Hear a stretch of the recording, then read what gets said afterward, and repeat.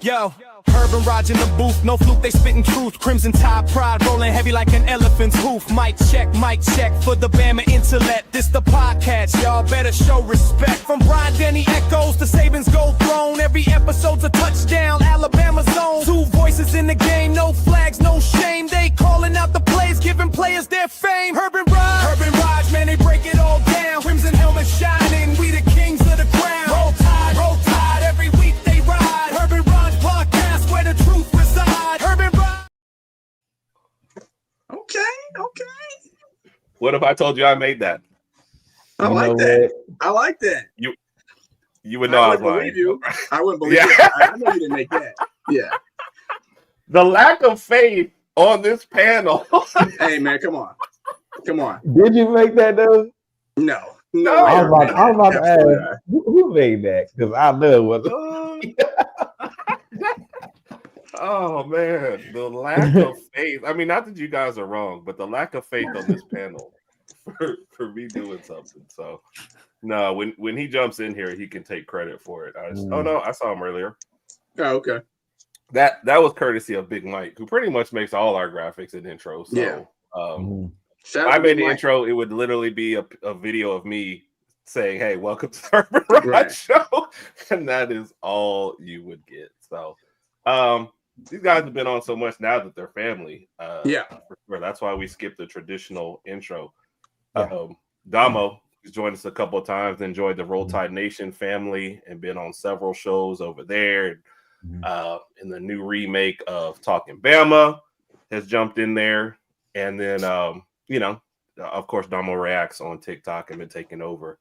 And then Randy, who's been on so long that we have to have phone calls before Randy comes on and say, what have we not asked Randy? See, it's funny you say that, because I sent you a message. I wasn't even sure I was going to be on this show tonight. And that has nothing to do with the company present. I was literally unclear. Like, I'm like, yeah, I've just got my show tonight. And then I see the message and I'm like, wait a minute. And I had to double check. And here I am. So I'm happy it worked out. I legit didn't know. Hadn't thought about it at all. So what y'all are getting tonight is the unvarnished version, whatever that is. Just to make it clear, to get Randy on, we had to give Jimmy Sexton a call. We had to go through that process, a little bit of red tape. He cleared Randy. It kind of snapped it away from our production budget a little bit, but Herb and I will recover eventually. But we got Randy on. He's here. Raj says a little bit. I can't even afford pants to wear on the show anymore, so it's just I'm going to share something with y'all. I'm going to bust up the whole production broadcast right now. All right. I, for the first time ever, am apparently streaming vertically and horizontally over on my channel. So you can catch each of those feeds you like. Just saying. Somebody has already clicked on ours to do it. I just have it off to the side because I still don't know what I'm doing with that. So I think it's supposed to be happening, but so let's say hello to everybody real quick before we start getting into it. What up, Jay Bake? Jay Bake in the building. I think he's more pumped up than us. I'm very exhauster-whelmulated tonight, so it's y'all are definitely going to be carrying this one tonight. Georgia Bulldogs fans have already started making over. What's up, Timothy? Thank you for joining us. There's a group of two that come on to you're good, bro. Who come around and follow and support all this stuff, man. And so this is why it's always a fun show. It's always the show where I can say, hey, we're about to be invaded, so Bama, you better bring it, because George is definitely going to bring it. Kind of like on the field. So we definitely appreciate them. Well, I'll tell you what, I didn't know I was going to do two shows tonight, but I am actually thankful that I'm here tonight, because I am just looking forward to the Edirath of Friday, and then my soul will be light. I can feel good again, and we'll be ready to go for Saturday. Yeah. I am ready for it, sir. Yes, sir. Very well done. I'm over here like, all right. Sir, I still got to get mine in too, so I'm working on it. What's up? Please do hit the like and subscribe. It's funny. We've been steady. It's almost like we're at a one sub a day. Somebody goes in and checks it. What's up, Cat? How you doing? Hey, a win is a win. I'll take it. Yep. Cat said roll tide. And like we said, Big Mike, we appreciate you, sir, especially all the behind the scenes stuff and getting everybody ready. Mike will be on tomorrow, 6 p.m. Central Standard Time. And Randy, y'all are still doing Powers Hour at 7 tomorrow. Is that correct? 7 Central. Well, I don't know. We may not. It's just a scheduling thing. That's all. So we may not be able to do it. I haven't really said we were doing it this week. So, but that's usually when we do it. Yes, Thursdays at 7. Yes. But it's been a scheduling roller coaster for that show. Gotcha. Right. And I asked that because we usually ask score predictions at the end, but I do want to respect both of your guys' shows. So I know you on Thursday and Damo on Friday. So if y'all are waiting until your specific shows, you don't have to give them on here.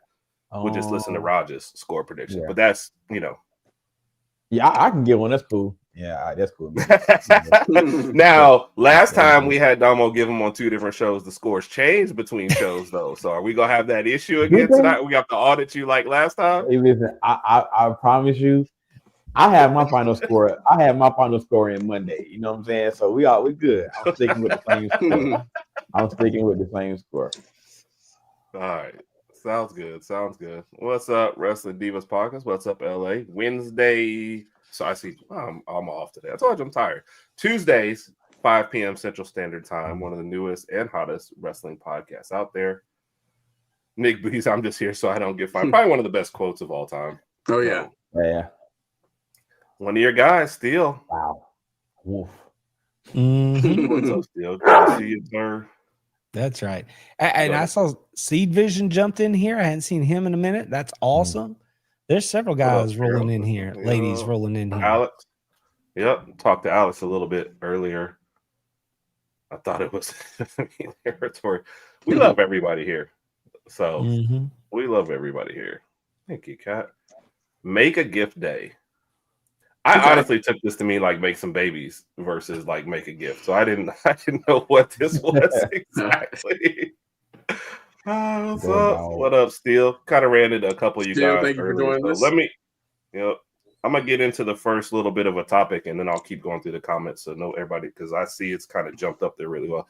The CFP stuff came out again, and Damo, we'll start with you because it seemed like the Alabama hate was like way bigger than anything else. Yeah. Were you surprised at the move to 9? Yeah, I was. And this is correct, Carol. Yeah, y'all know because I had said it earlier in the day. I said, man, they're not gonna move. We're gonna stay there at 10. We're not moving past Notre Dame and all. And so then when I seen number 10 Notre Dame, I said, wow, there's no way that they made that change. But it seems like to me that they corrected a mistake that they made. What was it, 2-3 weeks ago? And they knew that it was a bad idea to have Notre Dame ranked ahead of us. So they just went ahead and corrected that mistake. And hey, appreciate that. So yeah, man, I was surprised, man. Yeah, I was definitely surprised. Yeah. Randy, were you in that same boat? Like which one overrode itself? The fact that Alabama or the hatred for Notre Dame? Which one was, or did it matter to you any of you? Did you kind of just look at where Georgia was and say, okay? Yeah, honestly, I had stuff shaking last night, so I just was like, Georgia's 3, right? Yeah, okay. And then after the fact, I figured out, wait, Alabama moved, Notre Dame moved, whatever. Honestly, I thought of it when I heard that. I thought it was more about the Notre Dame cookie crumbling than it was Alabama. I mean, I felt all along that Notre Dame shouldn't have been that high, or at least not in front of Alabama. So it's one of those things that the fact that they fixed it, I'm like all good with it. It's sure. And if it turns out to where Miami jumps in front of Notre Dame, I mean, it feels inevitable that they're going to work it out to where Georgia's going to play Miami. And the way that would happen is if Georgia wins, right? And then Miami goes to the Sugar Bowl to play the Dogs. So you get Carson Beck against Georgia. I think the universe and the CFP have a plan, but we will see. Right. I don't know. But the rest of it, I mean, I don't pay that much attention, honestly. I'm just being real with you. When we get to the end, then I'll look and see who's playing who. But until then, I'm not caught up in the drama really. But it's one of those situations where, and I talked about this after in overtime on my show tonight. Alabama going into the weekend, they even if they win, clearly they're moving up and they're going to be fine. If they lose, they should be fine. If for some reason they go out and pull an SMU from last year and just wet the bed and it goes sideways, then there's a chance they don't get in at all. I can totally see that happening just because of where they are. So, but I don't expect that. But I mean, I want to just say they're in regardless, but I don't think I can say that. I think if it went horribly wrong, I think Alabama could get bumped. Yeah. I think out of your four, Alabama blowout, Alabama close, Georgia blowout, Georgia close, you cannot have the Georgia blowout to not, to give you that argument. Yeah. No, for the record, I think this is a it'll be a very close game, just like last time.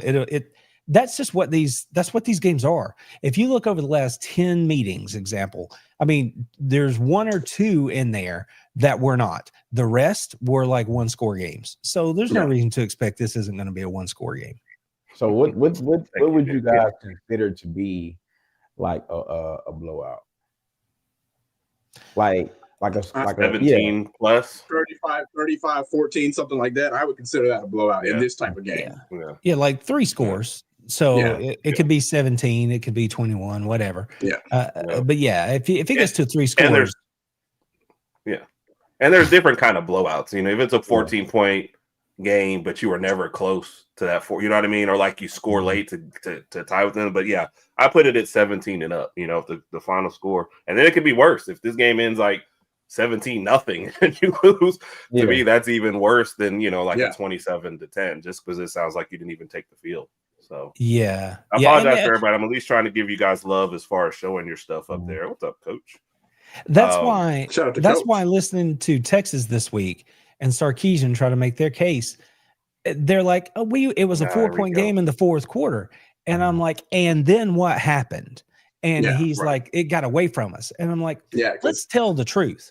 What happened was Georgia drove the ball, explosive plays, scored. Then they stepped on your throat, and then they scored again. They did what they wanted. That's what happened. So there's a difference between, like you said, a 17-point margin that got away from us at the end and what happened to them in the span of 6 minutes. So those are not the same things. I remember we were watching that game, Herb, and I called her because it was 14-3 for a very long time in that game. And I said, all Texas needs to do is score a point, and they're still in this game. A couple minutes later, I look up, it's like 35-10. I said, I have no idea what happened. Maybe I was hydrating a little bit too much. Maybe I got a little scatterbrained. But it was 35-10. I said, this game's beyond over. This is way over. So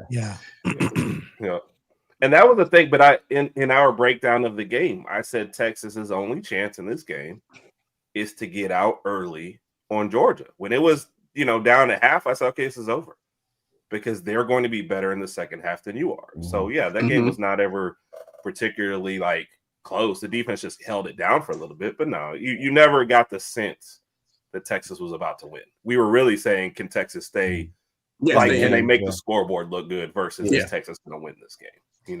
Roger's point. So and being, I'm sorry, I was gonna say, being in the stadium, being on the field, that energy, it never felt like that game was going to be in doubt, honestly. I agree. And just to give some people clarity as far as comments, if I missed your comment, some of them I'm checking and keeping them because they're really good comments for certain conversations later. So we will try to at least get everybody their love. Do you want to say what's up? Your Lane Kiffin might be one of our topics today, depending on time. But how are you feeling today as an LSU fan? And thank you for joining us. Appreciate it. Here was one that I thought was interesting. Does Georgia move to the 2 spot if they win? This is why I think the conference championship game is kind of weird for Georgia. Ohio State and Indiana play 1 and 2, right? If they lose, but it's a really close game, field goal game, there's a chance they keep them both at 1 and 2, to where Georgia would have just stayed 3 anyway, right? If Georgia wasn't playing the SEC championship game, they'd probably either be 3 or be 2. If they win the SEC championship game, they're probably either going to be 3 or be 2. I just don't see a lot of movement for them unless they lose, which means isn't it easier just to stay home for this weekend and get that first round bye and get plenty of rest versus you play this game, right?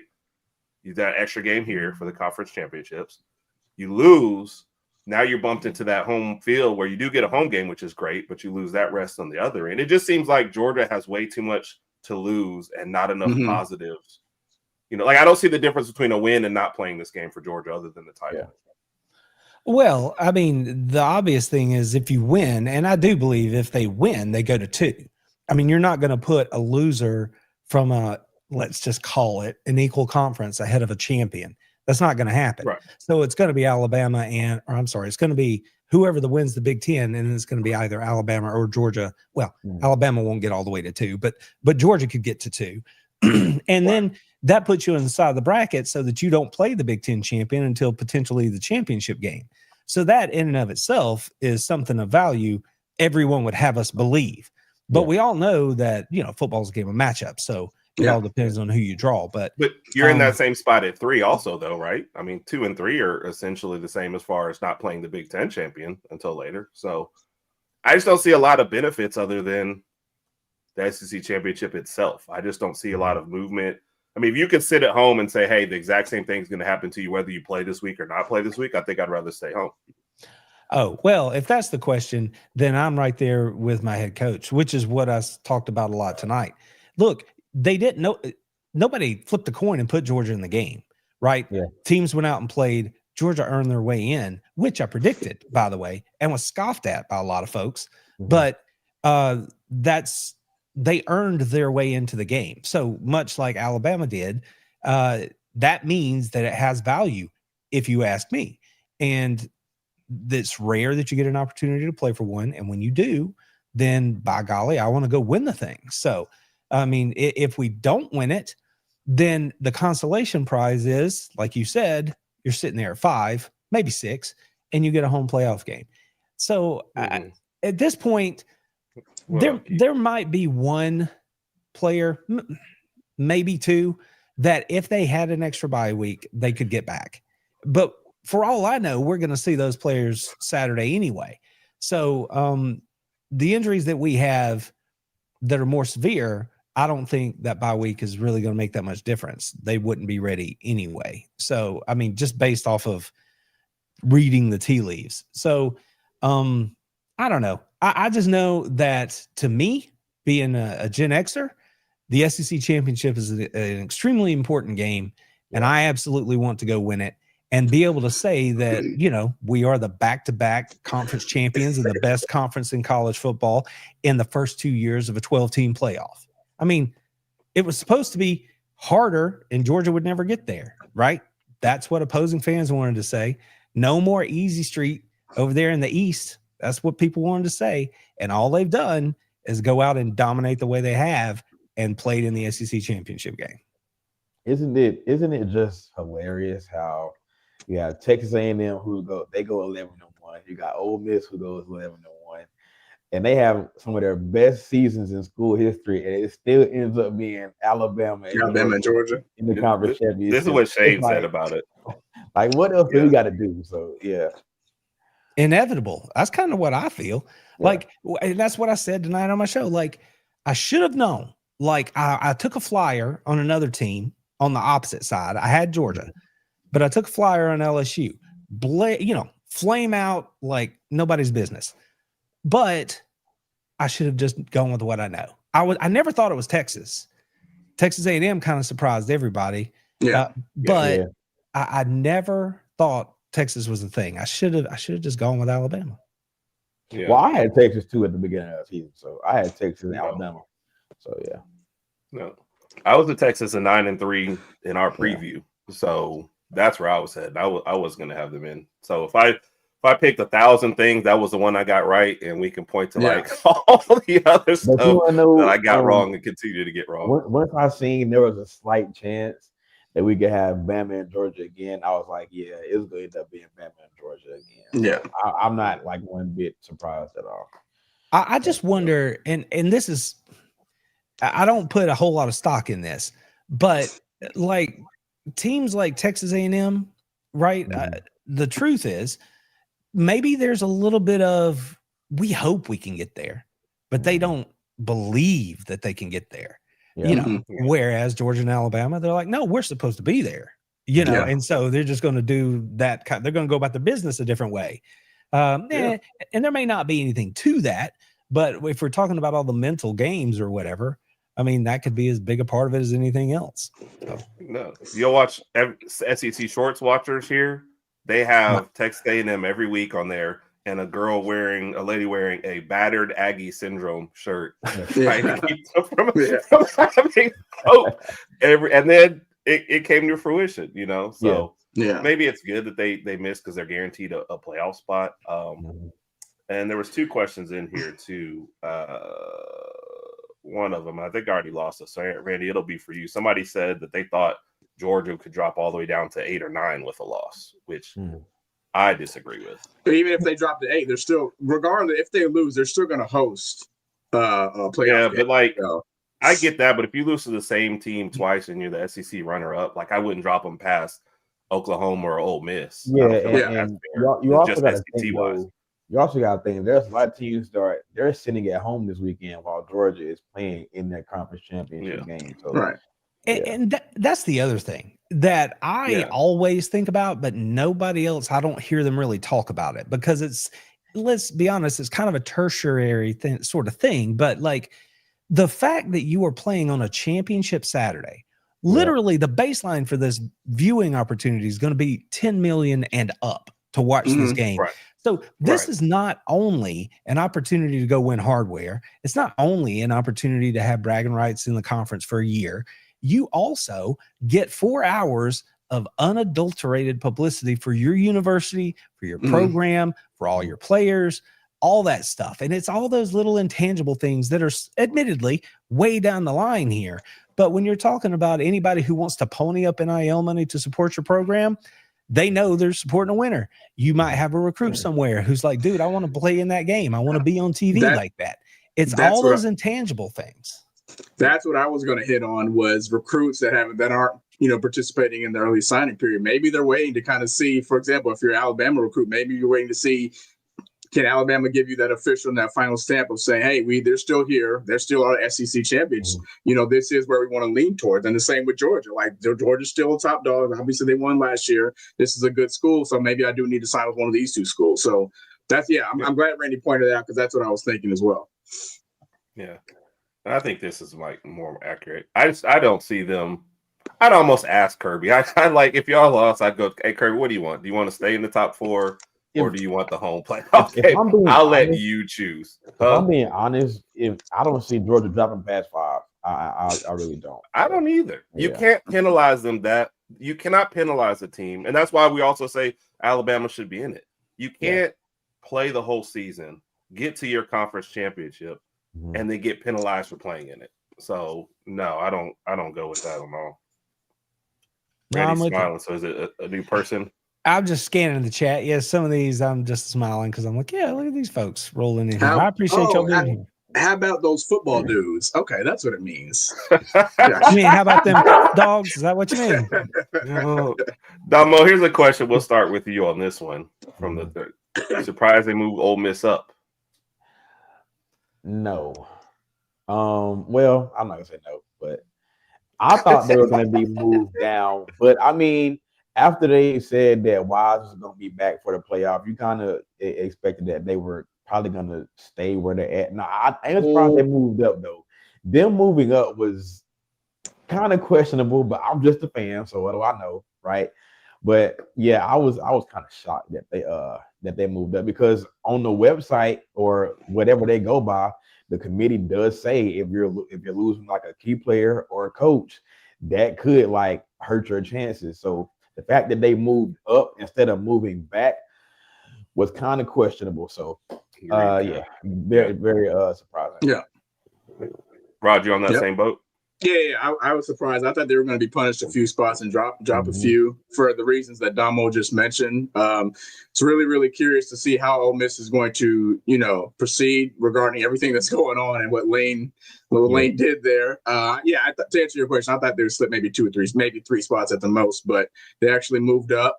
Good that they got their offensive coordinator back for their playoffs. Again, I don't know how far Pete Golding can take them, though. It'll be really curious to see who they play and how far they can go with that whole situation going on. Yeah. The Pete Golding part is very strange because Bama fans are either totally against him or totally for him. There's no down the middle as far as that go. Randy, I see you shaking your head. Are you have a weigh in on the Kiffin thing, or was it kind of like, not really. I mean, I kind of thought they might just stay where they were. I didn't want them to be punished, but I could see if they did. I certainly didn't see them moving up. And I would caution and just say, remember, hold your water. We still got one more of these to do. So that might all move a little bit. I mean, when the guy sat up there the other night and said, look, even if you're done with all of your games, you could still move up or down. And I was like, all right, I don't even know what we're talking about. So they're just making it up as they go. I don't have a lot of faith in the committee anyway, Randy. Yeah. Well, I think this one was funny because I read that LSU had told Kiffin he could coach, and then Ole Miss said no. So now LSU is just to this one. They're going to pay Lane like he's coaching Ole Miss. So as far as they go, he gets all his bonuses. That's crazy. Which I think that was a very smart move. I like that move by Ole Miss. Like, nah, if you don't want to be here, you can't coach. Yeah, I back Keith Carter. I back the AD again. I'm with Dom on this. Like if you think about it, Raj, listen, if they would have let him stay and coach in the playoff, right? The playoff was gonna last like a month or so, right? So that would have given him more time to tamper with the roster and the coaching staff to try to bring more people along, because he already took the whole offensive staff, and some players or whoever's gonna leave. So I think that was a very smart move by Ole Miss. I feel like Lane knew what he wanted to do once Brian Kelly got fired. That's where his mind was partially. Of course, he couldn't talk about it or speak about it in any fashion, but he knew that was the job he wanted, and it was only a matter of time. And I fully support what Keith Carter's decision. Again, to Damo's point, if you want to be here, then you want to be here, and let's just move on. But if you don't want to be here, bye. And what he did was he tried to create some sort of damage control by maintaining Pete Golding. He said, we need to keep as many people in-house as we can, keep the defensive coordinator, just promote him, see how that works out. And we need to keep some players. And again, to Damo's point, if Lane Kiffin stays there, I guarantee you throughout practice, hey, man, great catch. You can do that in Baton Rouge, right? Oh, yeah, okay, just let you know. Also, Roger, you also got to think about it. Okay. Think about how those players would have even viewed him, though, in practice. Yeah. Think about you being in practice and he's telling you something. You in the back of your mind, you're like, hey, you leaving anyway. You already right. So why would I even listen to what you're saying right now? So I think they were very smart to promote Pete Golding, so that way the committee can't say hey, they don't have a head coach, because at least the guy they promoted is someone who's been there. So that was a smart move also. Yeah. I'm with it. And go ahead, Ross. Oh, no, another reason, just to go back on something, I remember back when Saban retired and there were names floating around, as far as our new head coach, and Lane Kiffin was one of these names. I was always opposed to that unless he was going to be our offensive coordinator. I did not want him to be our head coach because I based on the track record, I didn't know how long he was going to be here. And some of his, not necessarily his play calling, but some of his antics on the sidelines and things like that, I knew some of the people in Tuscaloosa may not necessarily be a fan of, and I didn't want us to even get into that type of situation. So again, if he was going to be our offensive coordinator, I was fine with that, but not head coach. Mm-hmm. Yeah. And I think that's how it was. And I think, Raj, we were one of those, always said that. So, by the way, Bama basketball up 5 with a minute left and the ball. So we might actually, we went from way up. We were up by 19 at one point. So yeah, it's been all right. So, yeah. All right. Let's give Mike a little love here. Go ahead, Rain. I'm sorry. I was going to jump in on basketball. I don't know what Georgia thinks they're doing. out here leading the country and scoring offense and winning and stuff. I don't know what that's all about. So I'm gonna have to give that a month or two to settle, let it simmer, see if I think that's for real, because I'm not so sure. We'll see. We'll see. Non-conference stuff is always hard to tell, because I think one of our worst non-conference slates is the year we went to the Final Four, and then like our better teams flame out. So it's like, it's great for early tests and early excitement, but sometimes you just never know until you really get into the grind. So, and we'll go into that. LSU versus Ole Miss. Oh yeah, we're looking forward to that. And, well, you know what? Sadie's here. Let's show. We'll give Sadie a little love, and then we'll show Mike a little love. So. And that game is in Oxford, isn't it? Well, good morning, guys. Lots happened. Yeah, we lost the Iron Bowl, but that's old news. We got a new coach. So we got Alex Golish. I'm excited. He's saying all the right things, of course. It's real early and everything, but he is making moves. He's bringing coaches with him. Not sure what's going to happen on defense yet. I'm hearing different reports. We should know today. Obviously, National Recruiting Day is tomorrow, or National Signing Day, sorry. And so we should know more tomorrow, because recruits need to know who's on the defense. Yeah, lost a couple recruits already, which is normal. Coaching change, that's going to happen. We'll lose guys in the portal. There's some guys that we can't lose. But, yeah, I'm excited. I'm excited to see what's going to happen. Just done with the freeze era. Let's wash everything that was bad about that and move on. So yeah, not much else happening except for basketball season is here. We play North Carolina State tomorrow night. I know y'all got at least one more game, and then y'all will be focused on basketball with me. War Eagle. Oh wow, she threw some jabs in there, buddy. Wow. First of all, let me say this. She said that the Iron Bowl is old news. That is not old news. That just happened. Sadie, we can still talk about the Iron Bowl if you want to talk about the Iron Bowl. We are lucky and happy about that. And you know what? I want to say this too. I think Alex Golish is the best hire of the cycle. Because I was high on him when he first became available too. So people don't know, but Golish and DJ Durkin, that is going to be a crazy duo for Auburn. So I like that duo. I think Auburn is going to be very scary here soon. Yeah. So yeah. And Mike was giving himself love, by the way, because he said this. Mike, one day in the text thread, I think the only thing he texted us was, "I told y'all that this was going to happen." And that was it for the rest. I was like, "All right, done." So, Randy, I saw you smiling. Is there a thought about Golish, or did he say? Yeah, I mean, listen. I think he's a fine coach. I think Auburn's probably going to do well with him. But I also know that when he faced my team and my defensive staff, he couldn't put up more than 3 points. So that's all. I'll leave that right there. And as far as the guy at Florida, I think he's Summerall. I think he's probably got a little juice about him. I think they're gonna be on the way back. It's gonna take them a minute. I think it'll take some time. Get that straightened out. But I think that's cool hire. LSU, whatever. And who's at Ole Miss? Oh yeah, Golding. I mean, I don't think we play them again in the next year or so. So I'm not too whatever about that. And the dude at Arkansas, he was the one who spent the summer talking about Georgia and taking shots at Kirby Smart in Georgia. Now he's on the schedule. Yeah.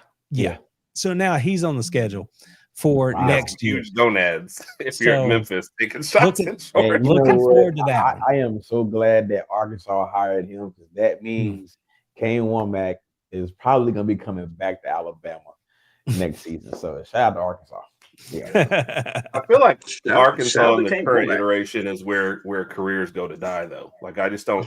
It just feels like you're so far behind everything right now to try to catch up. So I don't think we're going to go this much into this one, but I think CBS Sports has an article up about Penn State and how they basically bungled this whole thing. And if they're waiting on somebody, because Kalen DeBoer is linked to Penn State like every other day, you got to think you're getting this late into the game to go to Penn State. Like, what are you? Yeah. You're going to rebuild the entire class? You're going to convince anybody who was going to Alabama to all of a sudden go to Penn State? Like, that's just a huge change this late in the day. What's up, Rick?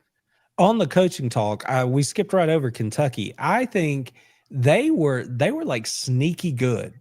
Immediately, they're like, "Why are you firing him now?" And it was the same thing about the timing. They apparently had back channels and working with Stein for a minute, so they knew he was going to be their guy. And being a Kentucky guy originally, playing at Louisville, I mean, I think that's a good hire for them. You're going the opposite direction. You've been a defensive team or, philosophy for the last decade or so. Now you're going to bump it over and say, well, we got to go score.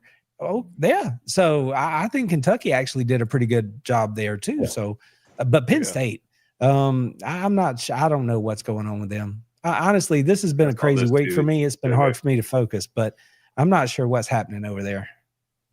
No. How many did they sign anybody today? I haven't checked it in a few hours, but did they sign Damo? Do you know if they signed that entire Penn State class is gone? Like half of the class either decommitted or they flipped to Virginia Tech. Virginia Tech, yeah, they flipped to Virginia. A lot of people are with you, Randy, on the sign. Yeah, I don't get it either. Like I said, it's so late in the game now. Yeah, what are you doing? You're gonna try and cobble together a recruiting class and then pull a Dion and get everybody from the transfer portal all of a sudden? You hit the portal, man. Yep. Yeah, that's all you know. So he said he thinks they signed 3 guys, what Jay Bake said. So well, let's move into the big stuff real quick. Let's give Mike. Everybody, Big Mike back again with another edition of Bama Opponents Fun Fact. SEC Championship Week. The SEC Championship is the oldest conference championship, starting all the way back in 1992. And while we all know the game is played every year in Atlanta nowadays, the first 2 years was actually played at Legion Field in Birmingham, Alabama. Also, with this year's appearance, Georgia moves into a tie for the second most appearance in the SEC Championship game history with Florida. The most appearances belong to the Alabama Crimson Tide. And with Alabama and Georgia playing earlier this year, this becomes the 9th rematch in SEC Championship game history. The team that wins the first is a whopping 6-2 in the previous 8. Let's hope that trend continues and Alabama brings home the victory and that trophy. Roll Tide, everybody. Like that. I like that. I always like it when the fun facts go our way. I like that, Mike. I like that. Don't say anything negative about us. I caught what was it for Northern Illinois? I think I was talking to Mike about doing this fun fact. He said, "Look, I got a lot of facts, but none of them are fun." So Mike put some work into these things. It's always appreciated, Mike, for sure. So, and I see some more Penn State stuff. But like I said, we're gonna move on from there. Yeah, Randy. First thoughts when you saw, and like you said, you already picked Georgia, of course. Yeah. First thoughts when you saw this matchup and rematch and kind of feelings going into this game. Man, we are not in the same place we were in September. Those were my first thoughts, and I applied that equally to both teams. I'm like this is it's a sin. I mean, obviously they played in September, but I mean it feels like it's all brand new, honestly. But I can't say that I expected that for Alabama. I expected that for Georgia. And if you watch my stuff, you know that I've walked you through the whole season. I was like, waiting until we get to November. I promise you it'll look different. And here we are. And so I kind of expected Georgia to not look the same. But obviously, I don't follow the Tide that closely. And I just assumed that the version that we saw in September would look a lot like this version, except this version would be better, a better version of that version, right? Yeah. So I would have expected that everything that happened in September holds, and then somewhere along the way, everybody settles in and gets comfortable with the offensive line, or everybody gets comfortable with the fact that, hey, we actually consistently run the ball, or we figured out what happened to Ryan Williams and where he is, But I don't exactly get that vibe when I talk to the Alabama folks. They're still like, there's a lot of, this is up and down, or, So I guess what I'm saying is I'm not surprised Georgia is where they are. I am surprised that Alabama is not just stacking on where they were in September. It doesn't feel that way. Yeah. But that was my initial thought. Go ahead, Damo. Yeah. That makes sense. Yeah, go ahead, Damo. My initial thoughts. Look how many more times are we going to see Alabama versus Georgia? Now, I mean, hey, next year. Yeah, next we got to play them again next year. Hey, but a message to the rest of the SEC: hey, get better. If y'all don't want to see Alabama continuously in Atlanta, get better. That's how y'all got to do. But my initial thoughts is that we're gonna have to be prepared, especially Ryan Grubb and Todd Simpson. Okay, like y'all are gonna have to get your act together. Okay, because if this version of Georgia, I already said it, this version of them can beat Alabama. Okay, if you come out there and you look really sluggish on offense, you don't have a game plan, and you're taking the whole play clock to get the plays in, and you can't protect Todd Simpson, it's going to be a long day for Alabama. Defensively, I'm not worried. I know for a fact that we can compete. It's just offensively, you're not where you want to be, especially going up against a much improved Georgia team. So I already said it, man.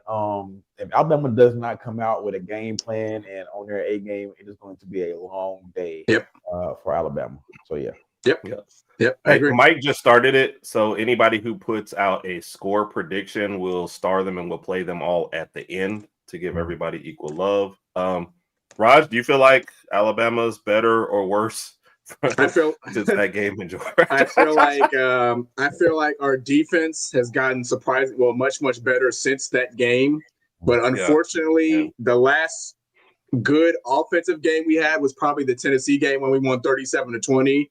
Yeah. After that, things have just kind of slid downhill, especially in the second half. I saw the stat that somebody put up a couple of days ago, and I showed our second half scoring over the past 5 or 6 games, and it's horrible. It's pretty bad. It's pretty bad, to be honest with you. And that's just not something that we got by that the first time we played with Georgia.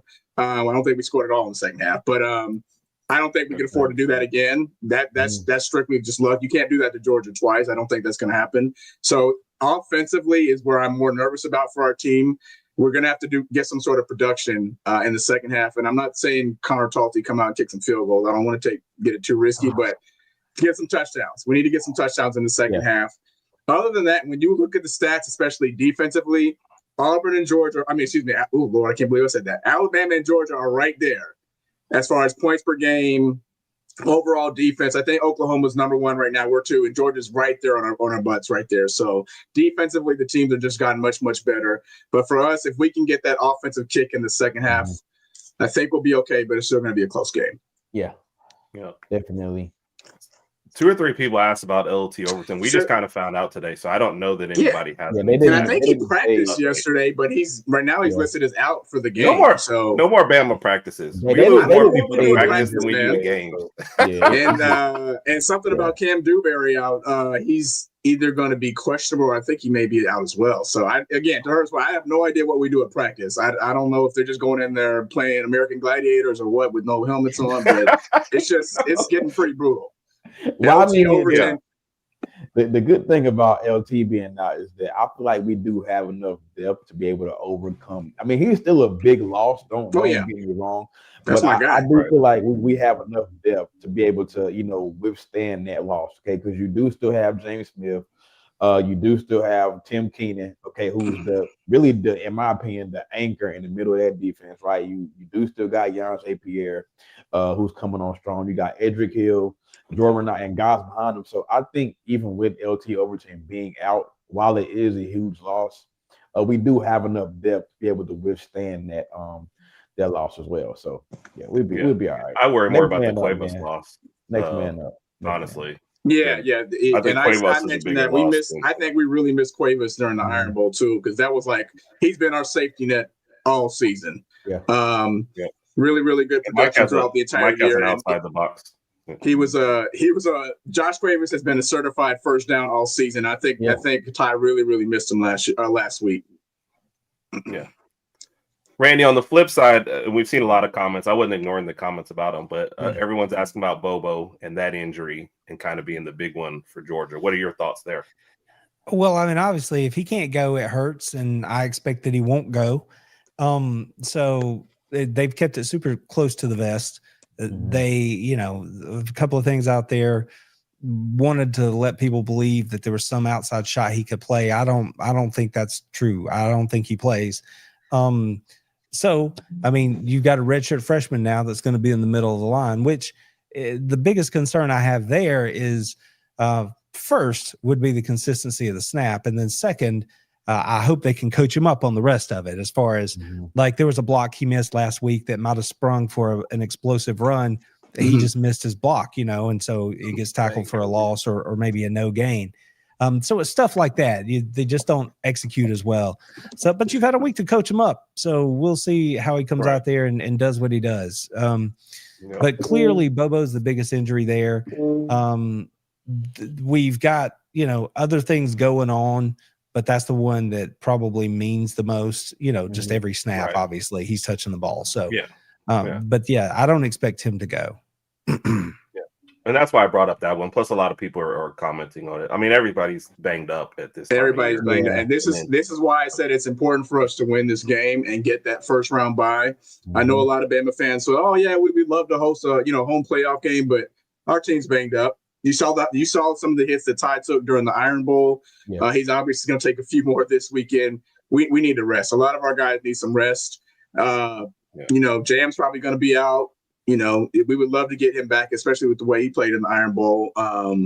See if he can get back in the playoffs. But I have no idea. Y'all haven't really suffered any of those season enders, have you? I mean, because we've had a couple. I mean, because Colby Young done for the year. You got Jordan Hall done for the year. You know, starting defensive lineman. You had a tight end who broke his leg early. I mean, if Georgia plays into January, maybe he could come back. But, you know, it's just one of those things where Georgia's had 2 or 3 guys that they just had to put on the shelf. And it sounds like Bobo's going to be there too. So, you know, I'm all about the next guy practicing up and playing. I'm all about it. But, I mean, there's starters are starters for a reason. And every team, especially this late in the season, Randy. And every team in the country is a younger team than we're used to. Nobody has the kind of depth that, you know, we all are really accustomed to. So it's going to be, that's why when I heard that Cuevas was out, I'm like, I think that's a huge loss. Not a little, not an inconvenience, like a big old loss. And so, because they haven't been consistently throwing the ball down the field all year. You've been working that middle range, and that's where he's doing work. You know, he did work in September. So that's a big deal. And if Jam can't go, it absolutely is. If Jam can't go, then I would say the biggest hurt there is probably just pass pro, right? Or him receiving out of the backfield.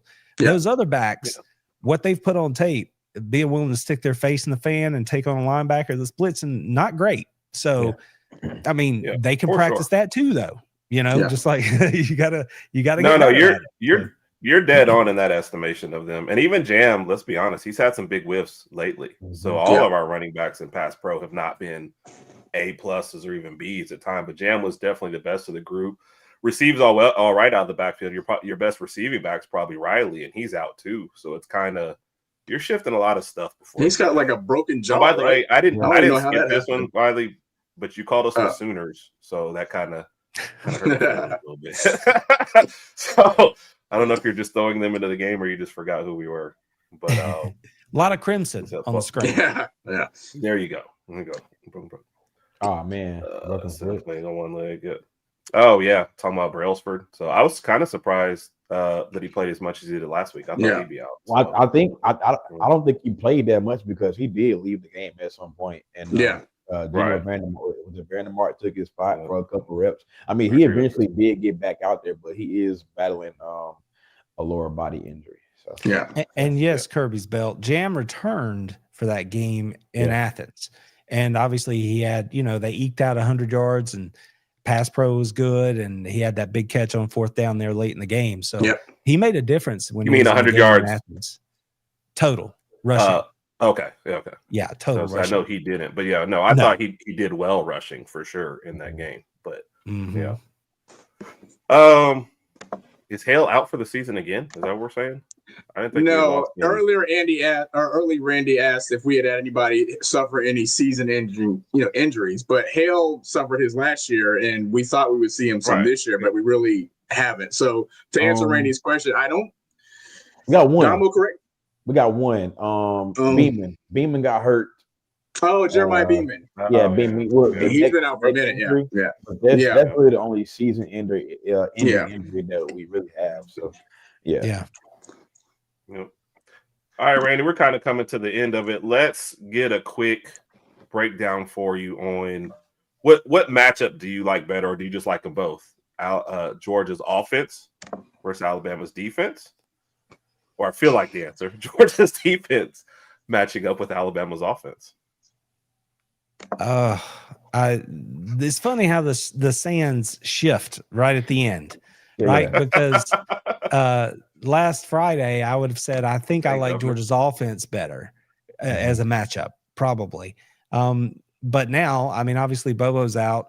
They can I still would probably lean offense, but the defense has, I mean, they've improved in a lot of ways. Like, that's a top 5 rushing defense in the country now. I think they're 12th or 13th nationally in total defense. If you can get Georgia, you're still going to get them in the pass game, but they've jumped 20 some odd spots in pass defense over the course of the last 5 or 6 games. So they're up at around 50 somewhere, which is still, not where you want to live, but it's enough to where if the two things are working together, your front 7 and your back 7, you can kind of navigate that. But I would probably go with the offense just because I have faith in that run game. I have faith in what Gunnar can do. And I think that's, if I was going to judge it, that's how I would go. But with that said, Alabama's defense has gotten better. Damani Jackson, he's not playing as much for you guys, and I think that's helped your run defense. And there's a couple other guys you're getting back, so I don't know. There's a whole lot of loggerheads here from where I sit. That's why I think it's going to be real close. I think it'll be a 1-score game, probably somewhere around the spread. So 3-4, something like that. Yeah, no, I agree with you. Oh, and somebody did ask earlier. No, I don't know of an injury to Ty Simpson. They asked was his back or something hurting, but not. And he just got hit in the iron ball a few times. So, but I don't think it was anything, too serious. But he could use a break. No, same question. Where do you feel like the matchup advantage lies for Alabama? What would you rather see? Our offense versus their defense, or our defense versus their offense? Oh, go ahead, Randy. What's up? And he may want to address this part too. I really do think that when you have teams that are evenly matched like this, a lot of weight sits on the shoulders of the coaching staffs. And Alabama's coaching staff out-coached Georgia's in the first game. So I'm really curious if Kirby is going to let that happen again. So I think that's going to have a lot to do with it. I'm going to push back on that a little. I feel like we out-coached you maybe in the first half. And then just kind of held on for the second. It's like still disturbing to me to not score a single point. We didn't score at all. It was 24-14 at halftime. They scored, and we just didn't do much of anything on offense. Go ahead, Dama. What do you have to say about matchup battles? Man, the matchup that I'm really just most looking forward to is Ryan Grubb and Ty Simpson versus Glenn Schumann, right? That's really the matchup that I'm really looking for, because Georgia's defense, they really have gotten better, and they are very, very physical. Okay. I think that their pass rush has kind of picked up, right? And Randy, you mentioned with Jan Miller almost would probably being out with, that's gonna hurt in pass pro, picking up blitzes. Listen, when you got CJ Allen coming on the blitz, right, you're gonna have to pick that guy up, So I just want to see can Ryan Grubb put something together, sustained drives, long drives, right? And what's a way to keep Gunnar Stockton and those boys off the field? You put long drives together, right? Give your defense a rest, okay?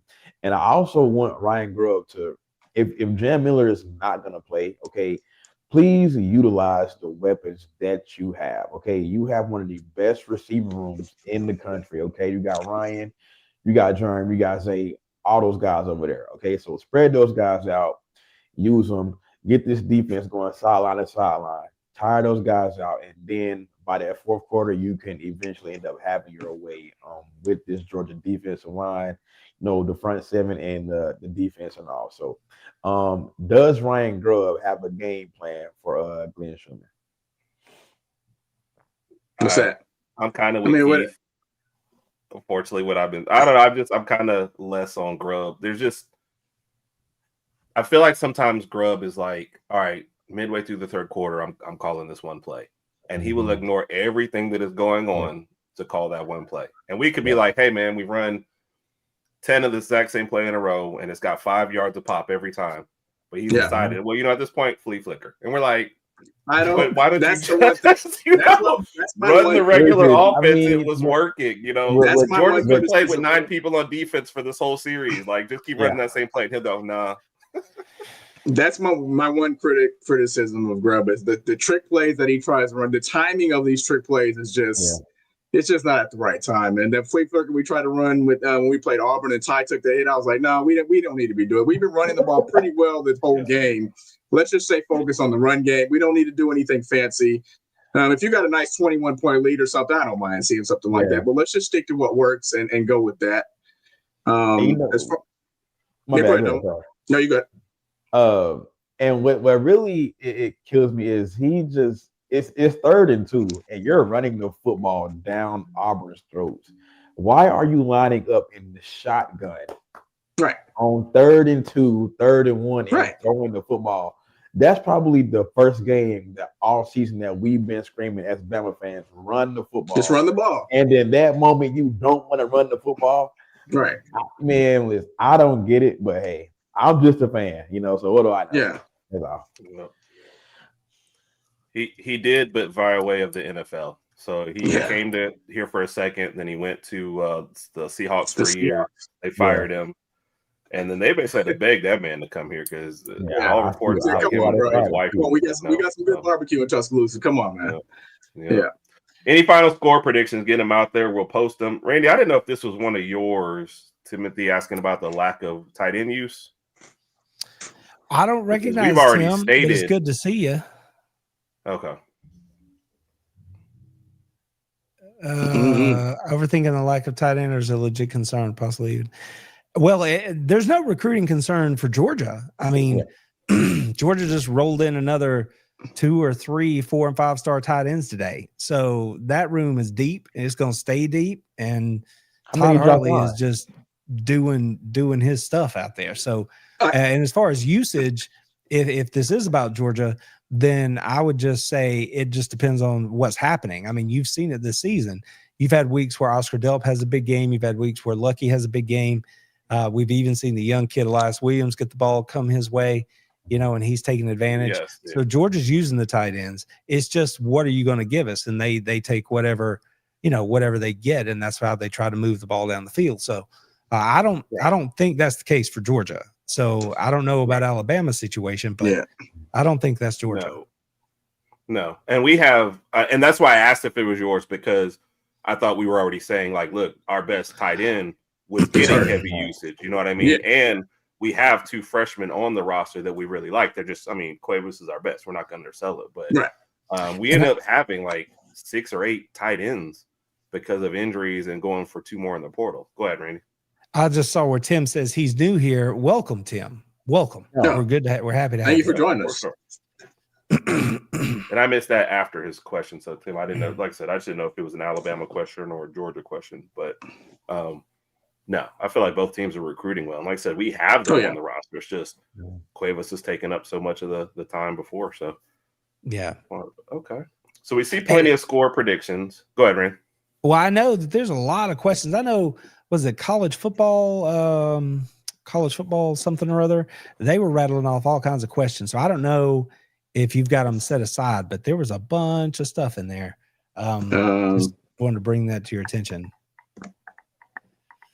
College football. I think I started clearing. So college, if you're still around and you want to repost something, we got a minute.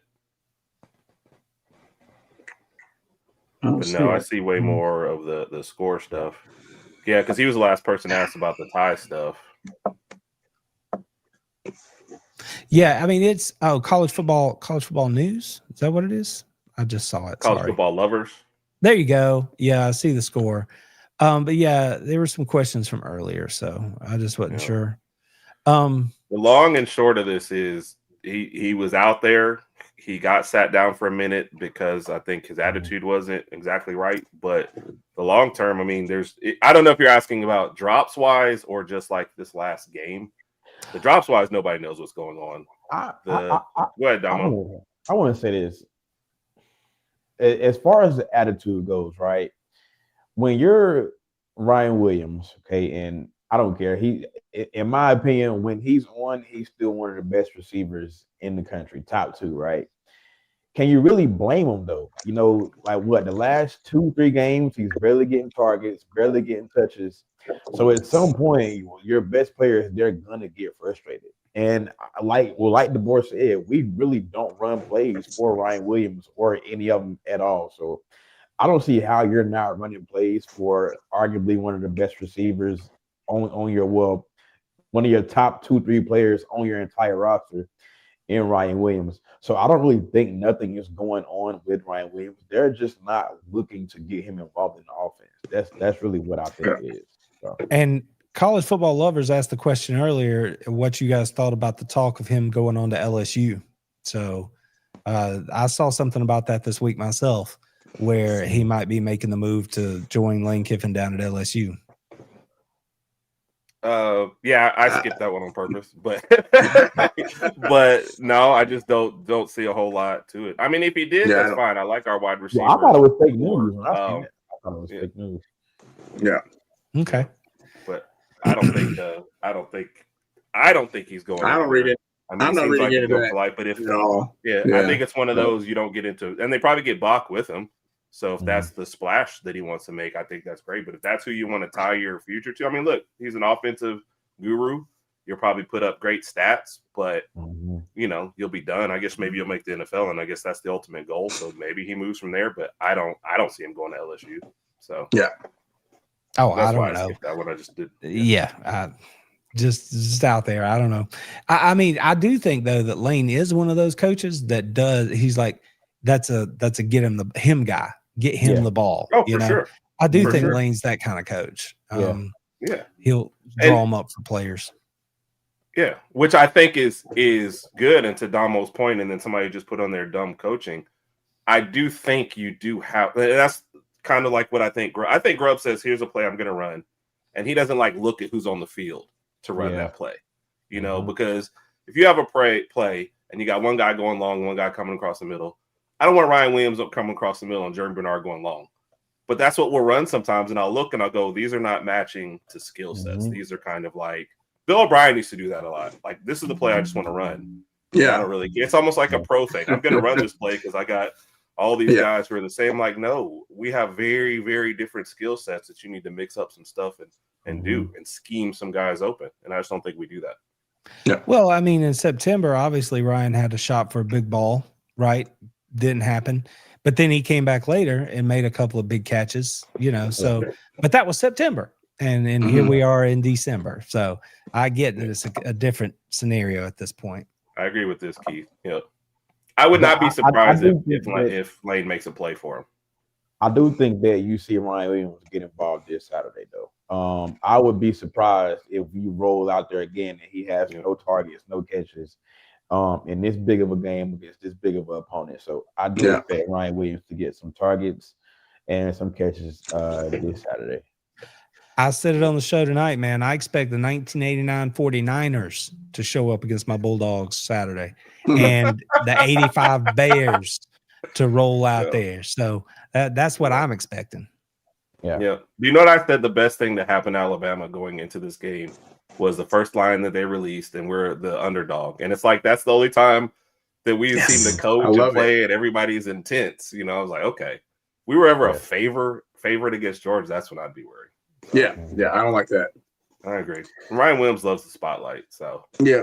Now I think if he was still, thought he's going to be here 2 or 3 years and wanted to go to Lane and get that, but I don't know that you want to make that kind of big a change for your last year. But I mean, guys do it all the time. We've been recipients of that. We've seen them go out. We never know what's going to happen in this state of college football. We never know what's going to happen anymore. Yeah. And actually, I agree with this wholeheartedly. It's just how they handle it. But yeah, wide receivers are divas. That's in the NFL. Rely on somebody else to get them the ball. So a lot of NFL wide receivers are divas too. So that's just how they are. If you go back on the long list, go AJ Brown on them and tear apart. They want the ball all the time. They think they're open all the time, and when they don't get the ball, they want to have a little conversation with the quarterback. So maybe it's just growing pains for Ryan Williams. But I kind of agree with Dom. I think he's going to have a big game this weekend. I would love to see us hit on the deep ball. I think we talk about this almost every week, trying to hit on this deep ball. But then every time we hit on the deep ball, we know what happens. It's overthrown or it's underthrown. It never connects. And the receivers are open. They're getting open, but the timing is just off every time we try to go for the deep ball. But minus the first time we played against Georgia and Ryan Williams just dropped the ball. Yeah. Are you guys just announced Enrique or a guess? Go ahead, Randy. Do you have any thoughts on Georgia playing on Friday and then you guys playing such a physical game on Saturday? Are you concerned about that in any way? No. Mm-mm. I mean, we're banged up, but like I said, if you look, 95% of our injuries this year have come in practice. I think Jam might be like Jam and like Derek Meadows. Like I can almost tell you every single person who's been hurt in the game. Yeah. But like all of our Cuevas got hurt in practice, so no. Plus I also think they're younger.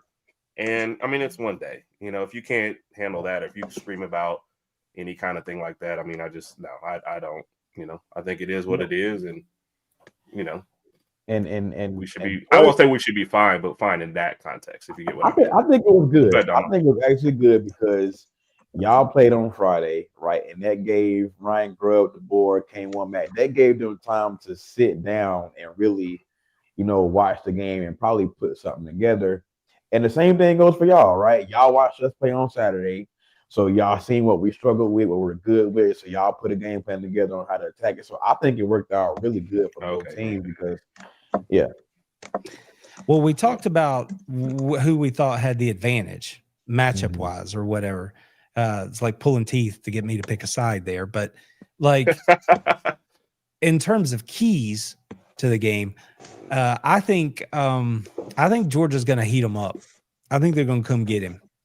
And they have to often. I think it's going to happen often. And that they just are not going to let him do what he did on third down in Athens. That's just not going to happen.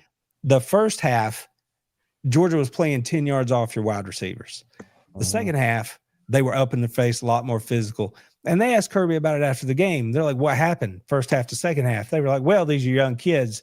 They settled in. But the more important part is that we got up and played physical with them. And when you play physical with people, it makes it hard to catch the football. So I fully expect that they're not going to do it all the time. They're not going to go zero. But I fully expect that Ellis Robinson, DeMello Jones, and Dalen Everett, they're going to be right up in their grill more often than not. And they're going to be bringing extra bodies. So they're just not going to let Ty do what he did last time. They're like, we're not going to take the chance of him being that sharp again. And they're going to force the issue. And Alabama might burn them on it, right? I mean, y'all talking about Williams and these guys, it might come back to haunt them, but I just think that's where they're going to go. I don't think Kirby's going to go passive this time around. You should expect a little heat, I think, in this game on Saturday. Yep. Dama, what do you think about the reaction if that does happen? Right, say bring it. Bring the heat. Hey, if they're bringing the heat on Ty, I mean, really, you got to, because if you really watch Alabama these last few weeks, the pressure is what really rattles him the most, right? And when you get that pressure on him, and you hit him a few times, and they pan the camera to him, it's like he looks like a deer in the headlights. He don't know what to do next, So you definitely got to get to him, be physical with him. And if you do that, it's going to be a successful day for your defense against Ty Simpson. I'm just saying. So, wearing my red and black. Ricky had a question for you. I know. My alarm just went off, so I was joking about that. wearing my red and black, like I fully expect Georgia to come out and continue to play the run well. And if they can make Alabama one-dimensional, and then play games with Ty, I think that's the key. If Alabama is able to run the ball like they were against Alabama or against Auburn for whatever reason, then obviously that's going to complicate things a little bit more, right? It makes it more risky. But if Georgia can make them mostly one-dimensional, I expect you're going to see them getting after him pretty good. Yeah. I think we're still getting reports, but we just know something happened today for LT. Yeah. Oh, all right, Randy, give me. Yeah, that it came out like this afternoon that's what I told you, Randy. Our players don't get hurt in games. We lose people in practices. I don't know what they're doing. Put the baseball bat down. Like no more barbed wire jumps. Like whatever they're doing, we are losing more people in practice than we have in any game this season. Randy, give me one bold prediction and a score prediction for the game. You guys, you two are next, so. Okay, I got mine already. I don't know. I let the smartest guy go first. I don't know about bold predictions. I think it's more just the law of averages. But I think that Alabama turns the football over Saturday. I would be inclined to say that it's Ty Simpson that turns the football over. Thanks, Randy. I just think that's not an advantage. Not you, Randy. I was reading the comment. Oh, sorry, Randy. Sorry.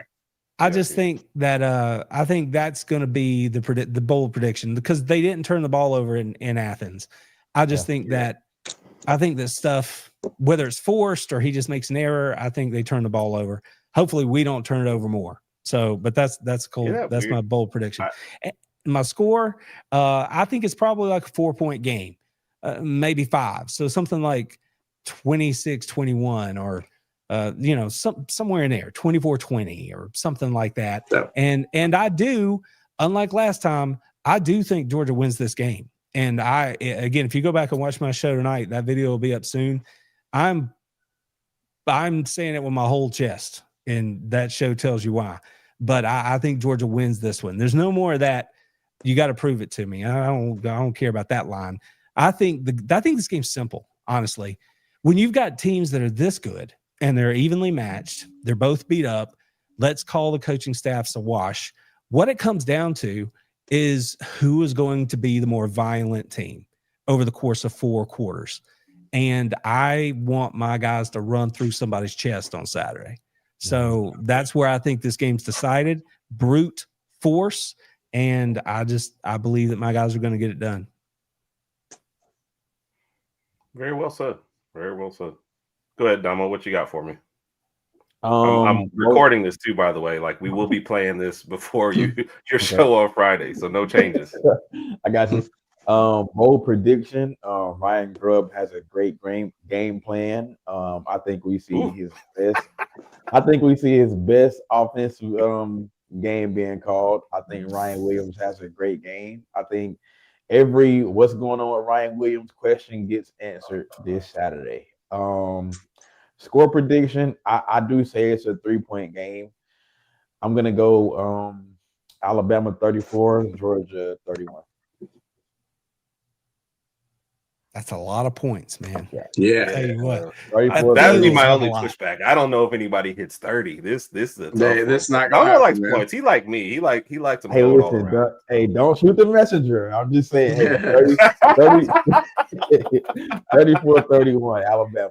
That's what I'm The we Governor's didn't have a Bulldogs, turnover against Georgia, and then we turned it over in like the next 7 games, right? Yeah. so now the well's dry. There's no more turnovers. So my bold prediction's out the window. But the Governor's Bulldogs, that number, I like that number. I like 26-20. I love Georgia's special teams, like all the way around. And if there's an edge to be had there, I think Georgia has it. So to me, that 26-20 number works, right? Or 27-21, like that 6-point difference. Yep. Like that kind of feels comfortable. Mm-hmm. Yeah. We'll get through everybody else's score prediction. Raj, we're gonna make Raj and I have a video that'll come out. So he'll put his score prediction and bold prediction in the same one. Raj, did you have questions for them or am I asking the question? No, you're good. You're good. I'll let you do it this time. Oh, wow, Rod, you're so pretty. Thank you, man. I appreciate it. Thank you. Or is that an SEC petty? Oh, I thought it's shout out. Hey, shout out to Daily Joy. Shout out to Daily Joy. She's been on the show before. We all know her, a big LSU fan. Just this is her brand. I ordered the hat a while ago. Finally got it. SEC pretty. It's her brand. She's doing really, really good with her. So, little quick shout out to Daily Joy for that. So that's why I'm wearing the hat in support of her. All right, let's start going through there. Randy, you're gonna be. We only got one question for each of you guys, so you guys are safe tonight. Work, play, live, ditch is the game. Both of you guys are getting the same game. Yeah. Work, play, live, ditch. Give you a name, who you're working with, who living with as a roommate, who you're going out with on Friday nights, who you ditching when they call you goes to voicemail. All right, Randy. Yep. Thomas Davis, Todd Gurley. Oh wow. Yeah, you're wrong for this, Herb. He set you up with Brock Bowers. And let's start getting some scores up while he's thinking. It just so happens to be 4 of Randy's 5 favorite Georgia Bulldogs of all time. So when Randy was, I don't know how that happens. You were I don't make like the list. Yeah, okay. Yeah, set him up. For those of y'all don't know, Randy had to rattle this list off to me right before we got on air. And like Raj said, somebody may have written it down, somebody may not have. I don't know. He's wrong for that. I missed. Well played, Hard. Well played. I missed the third name. Stetson Bennett. Okay. Thomas Davis, Todd Gurley, Stetson Bennett, Brock Bowers. Okay. So, some good scores in here too. I don't know if you're catching them as you go on. Randy, do you want me to wait and put these scores up at the end or let you go while you're thinking? No. I mean, feel free. Go ahead. All right. So let's see. I would live with I'd live with Thomas Davis because Thomas is a good dude and he's a family guy. You know, he was a what is the award in the NFL where you get to wear the patch? He was man of the year. That's a good dude. I want to live with Thomas Davis. So I live with Thomas Davis. I would work with Brock Bowers for sure. I mean, that's the hardest working dude that's been in Athens in a minute. So work with Brock, play, and ditch. I'm going to play with Todd Gurley because he's got all the cred and he is like kind of chill. You know what I mean? So like we can get in everywhere and we don't have to like go on a binger. Like Stetson, I love me some Stetson. He would be on my Mount Rushmore, but I'd have to ditch Stetson here because the other 3 fit their slots too well. Right. Gotcha. Did I miss one? Yep, that's it too. Well done. See, Randy, it wasn't that painful, right? No, not that bad. I don't even remember who my 5th person was. Who was my 5th person? Jarvis Jones. Was it Herschel? But no, Jarvis Jones. Never. Oh, see, Jarvis Jones. That would have made it much harder if it hadn't been Stetson. If Jarvis had been in there, because Jarvis is the man. That's well. You also kicked out Richard Seymour too, though, for Brock Bowers. So I did. That's all right though. Yeah. Richard's fine with it. It's all good. Did y'all see? I saw Richard this year. He walked right up next to me. We had a little conversation on the sideline. I posted a little short clip. That is a massive human being, and he is already an NFL Hall of Famer. He's not even my age. He's younger than me. And I'm like, bro, you could go play right now. You know what I mean? Like, big old boy. Big old boy.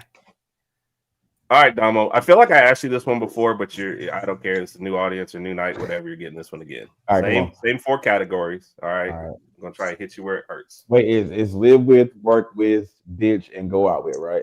Yep. Yeah. Okay, got you. Work, play, live, ditch. Okay. I already know where this is going. What? JT. I knew it. Hunter. I knew it. Herb. Okay. I knew it. And Raj. I knew it. Okay. I'm gonna work with. And to be fair, Randy has had these kind of things already, so he's got to the point where we got to get him other places. So okay. While you're thinking, Damo, you got to put Alex Wilder's comment on the screen there because that's just too kind. I appreciate that, Alex. Where are you at, Randy? Where are you at? Oh, I'm behind. I'm sure. For sure. No. Dude, keeping up with the comments, which the Georgia invasion comes off. Yeah.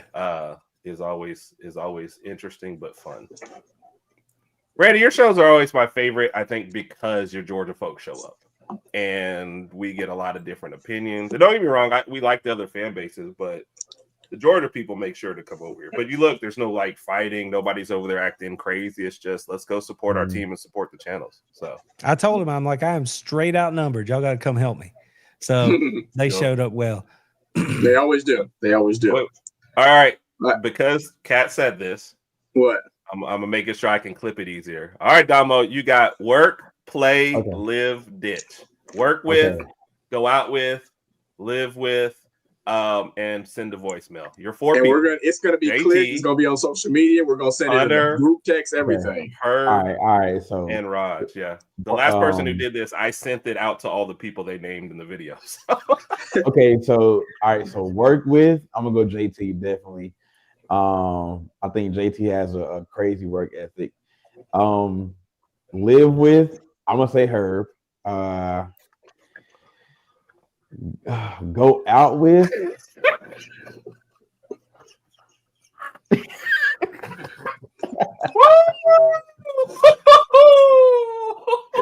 You know what? Okay, go out with, I'm gonna have to say it's between Raj and Hunter. Oh man. Go out with. Get yourself into a corner quickly.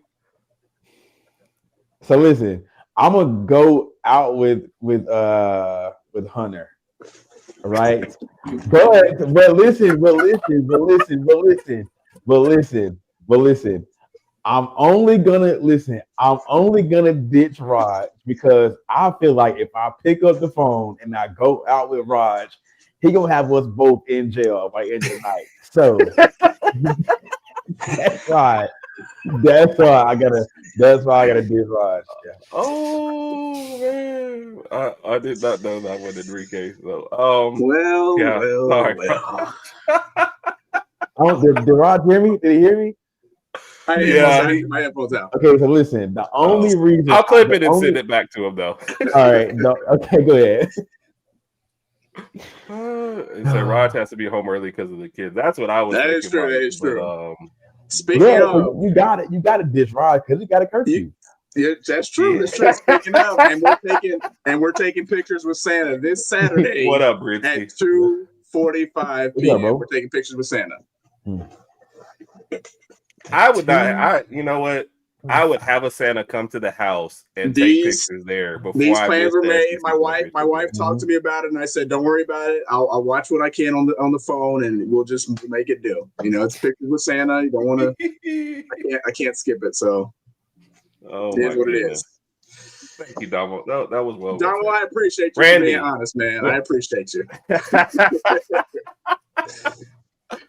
Randy, like you said, we always appreciate you, man. Tell everybody whatever you got coming out next. What's the next video? You said we're not sure about Thursday, right? So that's up in there. Yep, not sure about Thursday. Obviously we do the live shows on Wednesday, but that video should hit either tomorrow night or Friday morning. So you can check out where I stand on this game ahead of the game. And there's been some good short form stuff out there this week, like good sound bites from the teleconferences and stuff. So I've been throwing those up so people can check them out and see what's going on over there. So there's always big stuff of cooking, but I can't tell you about any of it because, people won't like say yes or no. So, but there's some stuff happening and, it'll be cool. I may get to go. Friday and Saturday, I may get to go down and shoot the game day and SEC Nation and all that kind of stuff. Be backstage. I'm waiting to hear from ESPN, see if they'll hit me up with a credential. I probably won't know till tomorrow evening, but so I may get to go do that, and that'd be some cool stuff. So we might have some fun behind the scenes kind of stuff going on Friday and Saturday. But I won't know until I know. So you got it. Always good stuff, Randy. I don't know if you're seeing it. You're getting a lot of compliments over on the side that come in, but yes. And Damo, a lot of people, any of these ones that say softly, they said you were speaking real softly all of a sudden. So at the end, I missed 4 or 5 comments, but they said the same thing. No, Randy, appreciate you always stepping in, man. Like I said, we appreciate you, Randy. Oh yeah, Damo, you're all over for the rest of this week, huh? You got stuff every day, right? Yeah, I got well, thank y'all for having me tonight on the Herb and Raj. Of course. I got the Talking Tide Hoops tomorrow night with JT, Jeff and Hunter.